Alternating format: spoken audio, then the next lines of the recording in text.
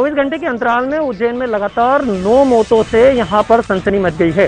इस कारण जो है फिलहाल इसका जो कारण बताया जा रहा है वो यही कि 9 लोगों की मौत जहरीली शराब पीने से हुई है। फिलहाल जो है पुलिस के आला अधिकारी इस बात से इनकार कर रहे थे, लेकिन अब जो है जो जांच में सामने आ रहा है वो यही बात सामने आ रही है कि 9 लोगों ने जो है जहरीली शराब पी थी और इसके अलावा कुछ और लोग भी थे जिन्होंने शराब पी थी और उसके बाद कुछ उन्हें ज़्यादा गंभीर हालत में उज्जैन के जिला चिकित्सालय में भर्ती कराया गया है। उज्जैन में 9 लोगों की मौत का रहस्य एक बार फिर गरमा गया है, लेकिन जो है अगर जो लोगों की अगर बात माने और आसपास के जो उनके सगे संबंधी उनकी अगर बात माने तो वो सभी लोग साफ तौर पर यही बता रहे हैं कि ये सभी लोग जो है जहरीली शराब पीने से इनकी मौत हुई है और मौत का जो आंकड़ा अभी और लगातार बढ़ सकता है, क्योंकि कल 7 लोग और आज फिर जो है 2 लोगों की मौत हुई है। टोटल ये आंकड़ा जो अब तक है मृतकों का 9 पहुंच चुका है, जिसमें से 7 लोगों की शिनाख्त हो चुकी है और 2 अभी जो है अज्ञात है। फिलहाल जो पोस्टमार्टम करने वाले डॉक्टर है उनका भी साफ तौर पर कहना है कि जितने भी लोगों की मौत हुई है इनके जो पेट में फिलहाल शराब तो मिली है, लेकिन अभी जब जो है पोस्टमार्टम रिपोर्ट आई उसके बाद ही कुछ कहा जा सकेगा। जहरीली शराब पीने से 9 लोगों की मौत के बाद उज्जैन में हड़कंप मचा हुआ है। फिलहाल जो है पुलिस के आला अधिकारी साफ तौर पे कह रहे हैं कि शुरुआती रूप से ये जहरीली शराब का मामला नहीं है, लेकिन जिस तरह से डॉक्टर जो हैं बता रहे हैं कि शराब पीने से ही इनकी मौत हुई है। फिलहाल पुलिस का साफ तौर पे ये भी कहना है कि 2 दिन बाद जब इसकी जांच आएगी उसके बाद ही कुछ कहा जा सकेगा। प्रदेश के 28 विधानसभा सीट पर होने वाले उपचुनाव अब तक के हुए उपचुनाव में सबसे महंगे उपचुनाव साबित होने वाले हैं। वो इसलिए क्योंकि कोविड-19 की गाइडलाइन का पालन कराने के लिए अब अतिरिक्त राशि की जरूरत होगी और इसी को लेकर मुख्य निर्वाचन पदाधिकारी कार्यालय ने राज्य सरकार से 40 करोड़ रुपए की राशि की मांग की है। हालांकि राज्य सरकार पहले ही उपचुनाव को लेकर 40 करोड़ रुपए के बजट का प्रावधान कर चुकी है, लेकिन अब चुनाव आयोग ने अतिरिक्त राशि की मांग की है। आयोग के मुताबिक कोविड-19 की गाइडलाइन का पालन कराने के लिए ग्लव्स, मास्क, सैनिटाइजर जैसी व्यवस्थाओं को पूरा करने के लिए अतिरिक्त राशि की जरूरत होगी। वहीं महंगे होते उपचुनाव को लेकर प्रदेश में अब सियासत भी गर्म हो गई है। कांग्रेस विधायक कुणाल चौधरी ने महंगे उपचुनाव की भरपाई उन पूर्व विधायकों से करने की मांग की है जिन्होंने दल बदलकर बीजेपी का दामन थाम लिया है। तो वहीं बीजेपी ने भी आरोप लगाते हुए कहा है कि कांग्रेस ने सत्ता में रहते हुए जिन राज्यों की इकाइयों को भंग किया उसकी वसूली भी कांग्रेस से की जाना चाहिए। बहरहाल इस बार का उपचुनाव सबसे महंगा उपचुनाव साबित होने वाला है, क्योंकि कोविड-19 की गाइडलाइन के पालन कराने के लिए पोलिंग बूथों पर विशेष इंतजाम किए जाएंगे। कांग्रेस नेता दिनेश गुर्जर के विवादित बयान के बाद उनकी मुश्किलें थमने का नाम नहीं ले रही हैं। अशोकनगर में अब उन पर एक मामला दर्ज हो गया है। कांग्रेस नेता दिनेश गुर्जर के एक विवादित बयान ने इतना तूल पकड़ा कि वो मामला अभी ठंडा होने का नाम नहीं ले रहा है। कांग्रेस नेता ने अशोकनगर में एक बयान दिया था जिसमें उन्होंने मुख्यमंत्री शिवराज सिंह चौहान को विवादित शब्द यूज करते हुए उन पर आरोप लगाए थे। वहीं उन्होंने पूर्व मुख्यमंत्री कमलनाथ की तारीफ की थी और उन्हें देश के दूसरे नंबर का उद्योगपति और बिजनेसमैन बताया था। अब इस बयान ने उनकी मुश्किलें और बढ़ा दी हैं। इस मामले में चुनाव आयोग ने सख्ती बरतते हुए पूरे बयान को लेकर आपत्ति जाहिर की और इसके बाद अशोकनगर पुलिस ने इस पूरे मामले में मामला दर्ज कर लिया है। अब देखने वाली बात यह है कि पार्टी दिनेश गुर्जर के इस बयान पर उन पर क्या कार्रवाई कर पाती है, क्योंकि बीजेपी के पास बैठे बैठाए एक मुद्दा मिल गया है जिसमें अमीर और गरीब को लेकर अब बीजेपी जनता के बीच जा रही है।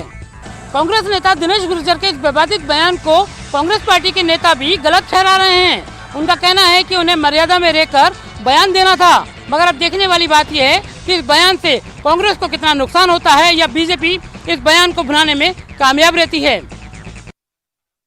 सामेर विधानसभा के उपचुनाव में बीजेपी और कांग्रेस के दिग्गज नेताओं पर एफआईआर दर्ज होने का सिलसिला जारी है। नोट बांटने के मामले में बीजेपी विधायक आकाश विजयवर्गीय पर एफआईआर दर्ज हुई, तो वही भीड़ जुटाने के मामले में बीजेपी विधायक रमेश मेदोला और कांग्रेस विधायक जीतू पटवारी तक पर एफआईआर दर्ज हो चुकी है। 28 उपचुनाव के रण में आज मुख्यमंत्री शिवराज सिंह चौहान और केंद्रीय मंत्री नरेंद्र सिंह तोमर जौरा विधानसभा पहुंचे और वहां पर कोट सिरथरा इलाके में चुनावी सभा को संबोधित किया।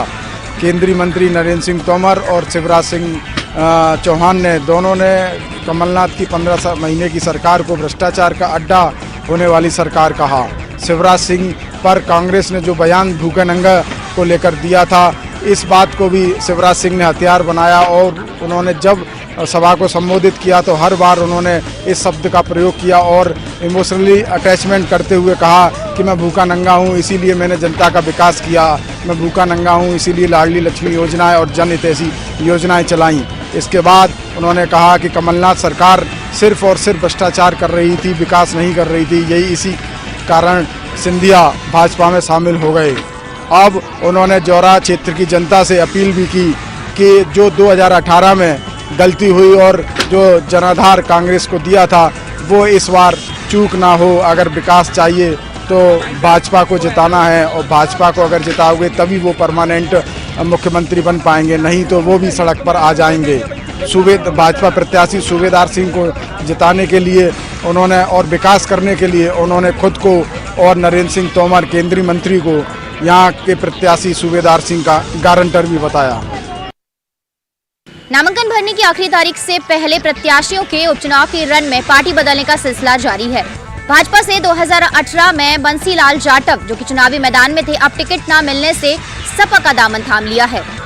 मध्य प्रदेश में 28 सीटों पर होने जा रहे उपचुनाव में शहमात का खेल जारी है, यानी जिन भी प्रत्याशियों को अपनी पहली वाली पार्टी से टिकट नहीं मिल रहा है वो दल बदल कर दूसरी पार्टी से मैदान में मोर्चा संभाल रहे हैं। भाजपा को अंबाला सीट पर झटका लगा है। 2018 के चुनाव में भाजपा से बंशीलाल जाटव मैदान में थे, लेकिन अब भाजपा ने दल बदल कर कांग्रेस से भाजपा में शामिल हुए कमलेश जाटव को टिकट दिया है। टिकट न मिलने से बंशीलाल जाटव नाराज हो गए और लखनऊ कार्यालय में जाकर बंसीलाल जाटव ने सपा की सदस्यता ले ली है। अंबा से पूर्व विधायक बंशीलाल जाटव के सपा में शामिल होने से भाजपा को बड़ा झटका लगा है। ग्वालियर चंबल अंचल की बात करी जाए तो भाजपा कांग्रेस के साथ बसपा भी जनाधार के लिहाज से बड़ी पार्टी मानी जाती है। बसपा और सपा के उम्मीदवारों के ग्वालियर चंबल क्षेत्र में उतरने से वोटों के बंटने की संभावनाएं बढ़ गई हैं। बसपा के साथ सपा के चुनाव में उतरने से त्रिकोणीय मुकाबला भी बन रहा है। हालांकि 2018 के चुनाव की बात करी जाए तो सपा 2018 के चुनाव में केवल 1 सीट और बसपा 2 सीटों पर ही जीत हासिल कर पाई थी। भले ही ये दोनों ही पार्टियां कुछ बड़ा कमाल ना कर पाए, लेकिन वोटों के लिहाज से ये पार्टियां गेम चेंजर जरूर साबित हो सकती हैं। उपचुनाव के रण में ग्वालियर चंबल अंचल की 16 सीटें बेहद महत्वपूर्ण साबित होंगी, यानी इन सीटों पर जो भी पार्टी प्रत्याशियों को लुभा पाएगी वही सत्ता की कुर्सी पर काबिज हो पाएगी। मेडिकल कॉलेज में पदस्थ डॉक्टर राजकुमारी बंसल के खिलाफ हिंदू सेवा परिषद के कार्यकर्ता संभागीय कार्यालय आए हैं और 24 घंटों के भीतर सस्पेंड करने की मांग कर रहे हैं। देख सकते हैं यहाँ धरने पर बैठ गए हैं और मांग कर रहे हैं कि तत्काल जब तक सस्पेंशन नहीं होता तब तक इस तरीके से उनका जो प्रदर्शन है वो चलता रहेगा। नक्सल कनेक्शन और कल जिस प्रकार से इस्लामिक संगठन के साथ वो विरोध प्रदर्शन करने उतरी थी, सिस्टम पर सवाल उठा रहे थे, उसकी ही ये तमाम लोग जो हैं वो खिलाफत कर रहे हैं और तत्काल सस्पेंशन की मांग भी इन्होंने रखी है। और क्या कुछ चाहते हैं ये हम इनसे बातचीत करेंगे। अतुल जी, यहाँ धरने पर आप लोग बैठे हैं, क्या मुख्य मांग है? हम संभागायुक्त महोदय जी के पास आए हैं एक मांग लेके कि हमें आश्वासन दें कि डॉक्टर राजकुमारी बंसल, जिसका कनेक्शन नक्सलियों से है, जिसका कनेक्शन कट्टरपंथी इस्लामिक संगठनों से है, जिसने कदाचार नियम का विरुद्ध कार्य किया है, उस पे कार्रवाई करें, उसका आश्वासन दें। हम लोकतांत्रिक ढंग से आए हैं, लोकतांत्रिक ढंग से यहाँ पे प्रदर्शन कर रहे हैं, हम चले जाएंगे। बेशक एक उग्र प्रदर्शन हिंदू सेवा परिषद का यहाँ पर है और स्पष्ट मांग है कि 24 घंटों के भीतर अगर निलंबित नहीं किया गया या कोई आश्वासन इनको नहीं दिया गया तो ये मेडिकल कॉलेज की तालाबंदी करेंगे। अब दूरियां बनाकर रुपहले पर्दे पर एक बार फिर आप फिल्मों का मजा ले सकेंगे, चूंकि एमएजी की गाइडलाइन के चलते देश भर में मल्टीप्लेक्स खोलने के जो आदेश हैं उसका अमल मध्य प्रदेश में शुरू हो चुका है। बात जलपुर की करें तो यहाँ भी व्यापक तैयारियां की जा रही हैं। देख सकते हैं कि किस प्रकार से सिटिंग जो व्यवस्था है वो की गई है। एक सीट छोड़ के दूसरी सीट पे जो है डोंट सिट हियर का ये जो बोर्ड है, सूचना है, वो उसे चस्पा किया गया है ताकि लोग यहाँ ना बैठें और उसके हिसाब से ही जो बुकिंग है उसकी भी प्रोसेस की जाएगी। एक सीट छोड़ के ही जो दर्शक हैं वो यहाँ पर मल्टीप्लेक्स में आके अपने मनपसंद जो फिल्म फिल्म है उसका मजा ले सकते हैं। बेशक लंबे समय से इंतजार था, 7 महीने 2 दिनों के बाद मल्टीप्लेक्स एक बार फिर गुलजार होने जा रहे हैं। अमूमन आज का दिन था, लेकिन आज जितने भी मल्टीप्लेक्स संचालक हैं वो व्यस्त हैं तैयारियों में। सैनिटाइजेशन भी इनको बाकायदा करना होगा, उसकी व्यवस्था भी यहाँ पर की जा रही है। सामाजिक दूरी भी मेंटेन करना है, उसके लिए यहाँ पे बाकायदा जो स्टिकर्स हैं उन्हें चस्पा किया जा रहा है। तमाम जितने भी मल्टीप्लेक्स के कर्मचारी हैं वो सुबह से ही यहाँ पर तैनात है और तैयारियों में जुटे हैं कि किस तरीके से कल से जब ये खुलेंगे तमाम मल्टीप्लेक्स, नहीं अभी OTT ऐप्स के माध्यम से लोग अपने नई मूवीज का आनंद या फिर जो एपिसोड्स के माध्यम से रिलीज हो रही है उन्हें देख रहे हैं, लेकिन अब आप पहले पर्दे पर बड़ी स्क्रीन पर आनंद ले सकते हैं। कल से जबलपुर में मल्टीप्लेक्स तमाम जो है वो खुलने जा रहे हैं। अगर आप 10 साल से कम उम्र के हैं और अगर 65 साल से ज्यादा उम्र के हैं तो बेशक मल्टीप्लेक्स ना आए, क्योंकि आपको अंदर प्रवेश करने की अनुमति नहीं होगी। कैमरा पर्सन वीरेंद्र मिश्रा के साथ Prateek Awasthi, news 18 Jabalpur. Non technical कहे जाने वाले स्वास्थ्य संयोजक पर दबाव बनाने का मामला सामने आया है, जो कोरोना जैसा बेहद संवेदनशील एवं गंभीर जांच कराने उनकी ड्यूटी लगाई गई थी। सैंपलिंग में उपयोग होने वाले सामग्री को लाने एवं ले जाने की जिम्मेदारी भी इन्हीं स्वास्थ्य संयोजक को ही दी गई है। गौरतलब है कि स्वास्थ्य संयोजक दूरस्थ अंचलों में बसे ग्रामों तक प्रतिदिन सामग्री ले जाने एवं जांच करना, रिपोर्टिंग करना एक व्यक्ति के लिए बेहद मुश्किल भरा कार्य है। ग्रामीण स्वास्थ्य संयोजक को शासन नॉन टेक्निकल मानती है। ऐसे में उनसे खुले वातावरण में सैंपल लेने का टेक्निकल कार्य टेक्नीशियन की गैर मौजूदगी में बिना सुरक्षात्मक सामग्री के कमी में कराया जाना खतरे को आमंत्रण देने जैसी है।